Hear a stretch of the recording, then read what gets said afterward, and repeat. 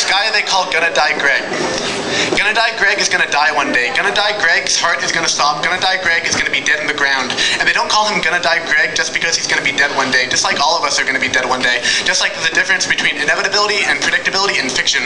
Predictability being characterized by stories that are treacle, hackneyed, and formulaic, and inevitability being characterized by dramas where the only possible outcome is one of catastrophe because of one of 1,000 colliding forces of man and of fate. And so anyways, they don't call him Gonna Die Greg for any of that. They call him Gonna Die Greg because this guy Greg, is painfully cognizant of his own mortality. And for the record, yes, I'm cognizant that we are all cognizant to some extent of our own mortality in the sense that we all recognize abstractly that one day, someday, somehow, we're not going to be here anymore. But did you know that more people is public speaking than death is their #1 fear? Did you know that that's not bullshit? Did you know that actually that might be bullshit? Because I've heard that a bunch, like, as many times, let's say, as I've heard, oh, is there a bananas and a bunch of bananas?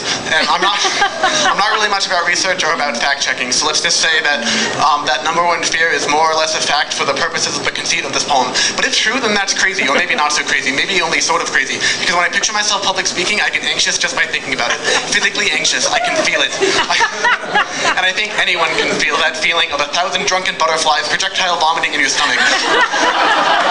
But death is nebulous. I can't picture myself dying the way I can picture myself embarrassing myself in front of a front load of people. And if I could be allowed to make an assumption, and I think that most people are like that, but of course you're not supposed to make assumptions because you know what they say. Don't ever assume because you'll make an ass out of Umi. Umi being the foreign exchange student who's really quiet, but also probably really nice. When you make assumptions about him and about his culture and about what you assume he knows about our culture, well man, you bum him the fuck out because we're all just people, you know? But anyways, I bet that if death were less nebulous, then a lot more people would alternate the ranking of the order of the top 5 most horrifying things that could happen to them. You hold a gun to someone's head, you ask them what they're most afraid of, they'll tell you it is death, or it is hell, or it is loneliness, or it is their own twisted demons. But they sure as shit will not tell you that it is public speaking.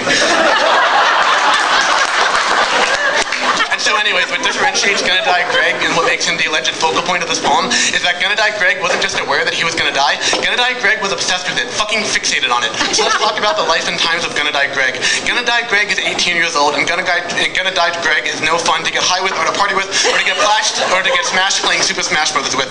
Because when there's a lull in conversation, or a silence, or any opportunity to strike, Gonna Die Greg just tilts his head back and says, I can't believe we're gonna be dead one day. And there's no response from anyone, because what do you even say to that? You don't say anything, because not saying anything is the only response to that kind of thing. Gonna Die Greg is 22, and his best friend is thinking about proposing to his longtime girlfriend, and his friend calls him on the phone and asks him for advice, because he's scared of rejection and of the future, and of a life with one singular person.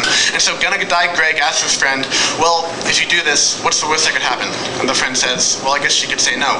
And Gonna Die Greg says, no. Worst case scenario is you die.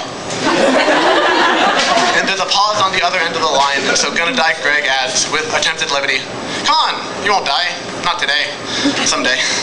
And Gonna Die Greg gets hung up on. Gonna Die Greg is 34, and his mother has just died of a stroke. Gonna Die Greg is sitting at her wake, sitting at her casket, and thinking about his own funeral, about his own death. He's okay with it, he can handle it. He's picturing mourners and eulogies and heartfelt whispered goodbyes. Gonna Die Greg is gonna die one day, and he thinks that day will be sometime soon, and he's okay with it. He's looking forward to it. Gonna Die Greg is 57, and his best friend, the one who called him looking for advice, has been killed in an automobile accident.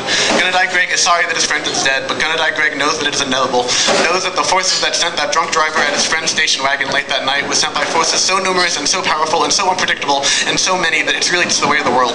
Gonna Die Greg is gonna die one day, but Gonna Die Greg is zen, man. He's looking forward to the end, and he's wondering what's taking it so long. Gonna Die Greg is 87, and everyone he knows is dead. Gonna Die Greg's friends are dead, and his parents are dead, and his wife is dead. Gonna Die Greg is alone and lonely, and he started to accept that he's going to live forever. Started to accept that he is the exception. Gonna Die Greg is 87 when the local community center asked him to speak to a crowd of young people about what it was like to grow up almost a century ago. And Gonna Die Greg agrees to this, and he's dressed up, and he's got a handful of note cards with his speech written on it. And when he steps up to the podium, all ready to tell them that it's all a lie, it's all a crock, that you can live forever, and that not a thing is inevitable, he gets a look at their little faces, and suddenly he gets pretty nervous. And at 87, Gonna Die Greg dies of a heart attack in front of all those kids. It was inevitable, and it was predictable, and it was uncomfortable for the event organizer. And that foreign exchange student, Umi, that I mentioned earlier, he's in the crowd, and not everything's universal from culture to culture, but death totally is, and so he gets one look at poor dead Gonna Die Greg, and he thinks to himself in his own native language and in his own familiar tongue, I can't believe I'm gonna be dead one day. Thank you.